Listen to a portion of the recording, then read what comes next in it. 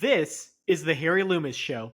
Welcome back to the Harry Loomis Show. This is going to be a quick one today. It's July 1st, first day of free agency. We got a lot going on today, and I plan to tackle a lot of it. But we have a video today. We have a trade to announce for the Blues.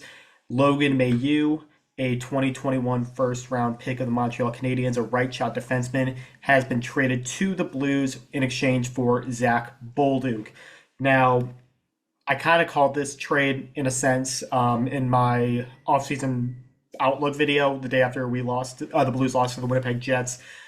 Bolduc seemed like a guy who could be on his way out of town, not because of any dislike for him. I'm a huge Zach Bolduc fan. I'm a big believer in him. He had a fantastic year, 19 goals in the regular season, especially after not getting a lot of opportunities before Jim Montgomery came in for Drew Bannister. But looking at the Blues roster with the surplus of wingers that they have, it seemed like they were going to have to shed a winger to fill another hole, whether that was a second line center or a right shot defenseman. Obviously, the Blues' two biggest needs, they got that. They got a right shot defenseman, Logan Mailloux, for a smaller price. And it's interesting that the Blues are making a deal with the Canadiens. Jordan Kyrou's no trade clause just kicked in about 12 hours and 32 minutes ago. If you can tell when I'm recording this video.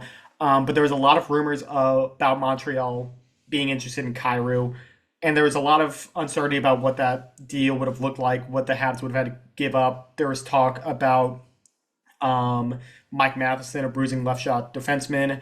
There was talk about Kirby Dach, former third overall pick, no doubt very talented, but cannot stay healthy to save his life. Those two in a vacuum weren't going to be enough for Jordan Kyrou.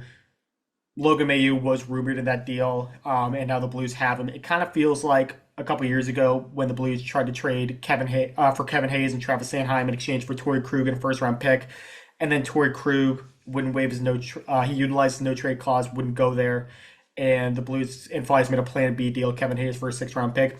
Kind of feels like that's what happened here. The Blues wanted Mailloux, and they found a way to make it happen. At face value, this is a loss for the Blues. Mailloux and Bolduc were the same draft class, both 2021 first-round picks. Mailloux had higher first-round potential, but there was some on-ice stuff involving him that I'm not going to get into, but you can look up that information for yourself if you would like. That's why he slipped to the Canadiens at the end of the first round, where he ended up going. And it's been kind of a failure to launch for Mailloux, no doubt a very talented right-shot defenseman. Big kid too, 6'3", listed at 212 pounds on EliteProspects.com. Has only gotten into 8 NHL games so far, but decent numbers in them. 5 points, 2 goals, 3 assists in those 8 games for the Canadiens. And he is a obvious change of scenery candidate. The Canadiens just got Noah Dobson. They have David Reinbacher coming in. There wasn't a long-term fit for him in the top 4 on the Canadiens defense. There is one for him here. He might be third pair to start off, with Justin Falk still being the second pair right shot defenseman. That could easily change over time. There is a place for him to grow here. This is a fresh scenery. This is a fresh start for him. He is going to have an everyday lineup spot. He's definitely over Matthew Kessel. This solidifies the right side, which the Blues desperately needed to do.